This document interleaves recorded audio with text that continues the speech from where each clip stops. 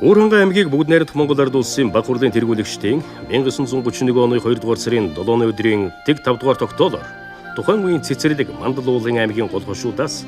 одоогийн Өөрхангай, Баянгор аймгийн нутаг дэвсгэрийг хамарсан 31 сумтай Түн голын цагаан эрх төвлөрүүлж нэг том аймаг болон анх байгуулагдсан түүхтэй. 1934 онд аймгийн төвийг одоогийн Арвайхэр хотод төвлөрүүлж 1942 оноос одоогийн Баянгор аймгийн зарим сумдыг Архангай, Завхан аймагуудад шилжүүлэн Архангай аймгаас одоогийн Өөрхангай аймгийн Хар хорин, Ужирт, Батөлзий, Бүрд, Баянөндөр, Төв аймгийн Эрдэнэт сумдыг нэгтгэн шинжилэн зохион байгуулжээ.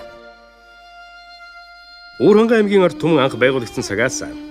ардын төрөө дэмжин хүрээлж аймаг сумаа байгуулан бэхжүүлж хөгжүүлэхэд сэтгэл зоригоо нэгтгэн зүтгэсний үр дүнд орон нутгийн захиргаад болон богино хугацаанд цэгцрэн сургууль, хүн мал, эмнэлэг, хоршоо худалдаа, артел хоршоолууд анхлан байгуулагдаж төрийн бодлого шийдвэрийг амжилттай хэрэгжүүлсэн юм а. Аймгийн засаг захиргаа нутаг дэвсгэрийн хинэгжийн хувьд 19 сум, 106 багтай, 32 мянга гаруй өрх,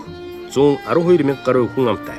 Аймгийн төв Арвайхэр хотод 7 мянга гаруй айл өрх, 27 мянган хүн оршин суудаг. Өдгөө зах зээлийн нөхцөлд хөдөө аж ахуй, газар тариалан, жижиг дунд үйлдвэрлэл, аялал жуулчлалын салбаруудыг хөгжүүлж, орон нутгийн хөгжил дэвшилт хувийн хвшлийн оролцоо дээний хувийг эзэлж, бүтээн байгуулалт, бизнесийн цар хүрээ өдрөөс өдөрт өргөжин тэлж байна. Босгүй сайхан байгаль, өн мөнх тусгадах уламжлалт ёс заншлаас сэргээн хайрлан хамгаалж, хойч үедээ өвлүүлэн үлдээх, айл хотол ахан дүүсээрээ ажлын байр бий болгож, амьдрал ахуйгаа дивжээж их бүтээн байгуулалтын ажилд Өөрхангайчууд чамдан ажиллаж байна.